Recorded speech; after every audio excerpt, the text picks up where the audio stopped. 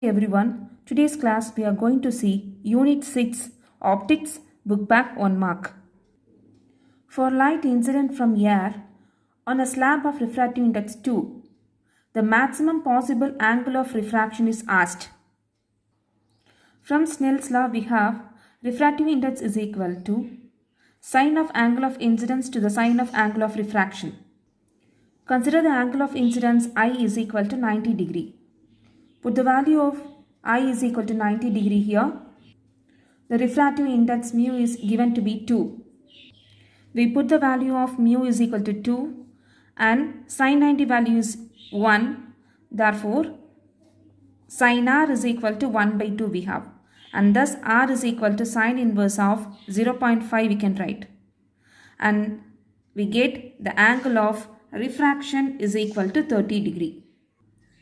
Thus, option A is the correct one, 30 degree. Next question.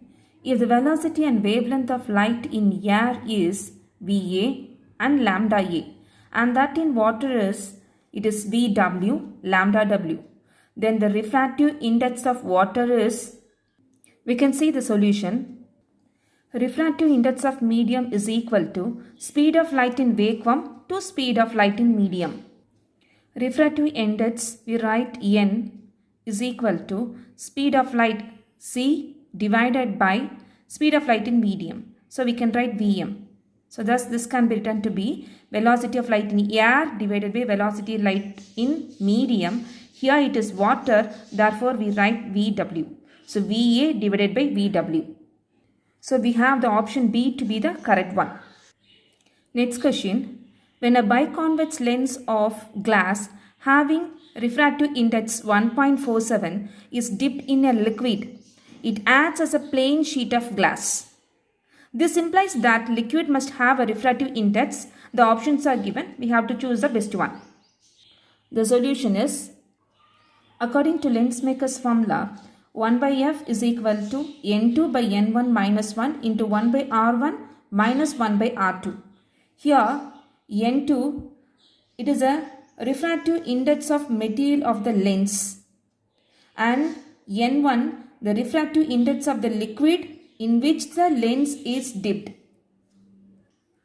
So I am going to write that to be, instead of N2, Ng, that is the refractive index of glass, and NL, it is the refractive index of liquid in which a lens is dipped.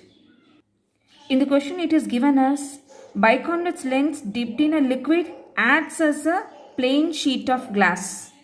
The focal length of plain glass plate is infinity. F is equal to infinity. So 1 by F is equal to 0. Now this equation becomes, we can equate this portion to 0.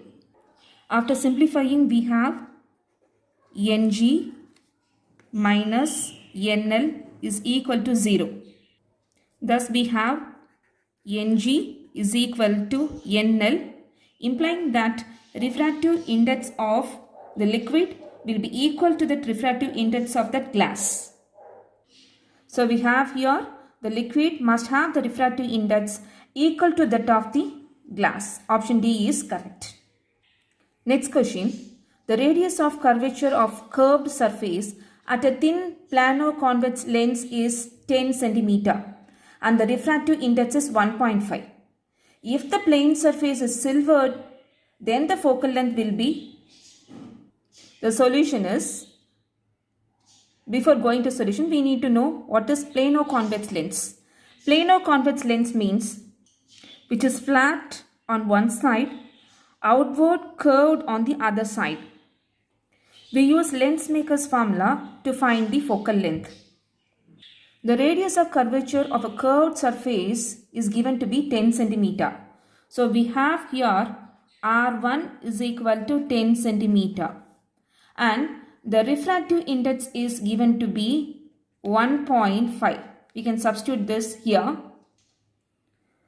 Here n is equal to 1.5 minus 1 into 1 divided by R1, it is 10 cm, minus 1 divided by this plane surface we have. The plane surface have that radius of curvature to be infinity, so I will write that to be infinity here. This is 0.5 into 1 by 10. This 0.5 we shall write that to be 1 by 2 into 1 by 10, which is equal to 1 by 20. So 1 by f is equal to 1 by 20 means we have f is equal to 20 centimeter. In the question it's given, if the plane surface is silvered like this, silvered means then what is the focal length? As it is silvered, the effective focal length reduces to half. So it is f by 2 is equal to 20 by 2 is equal to 10 centimeter. So B option is the correct one. Stars twinkle due to refraction.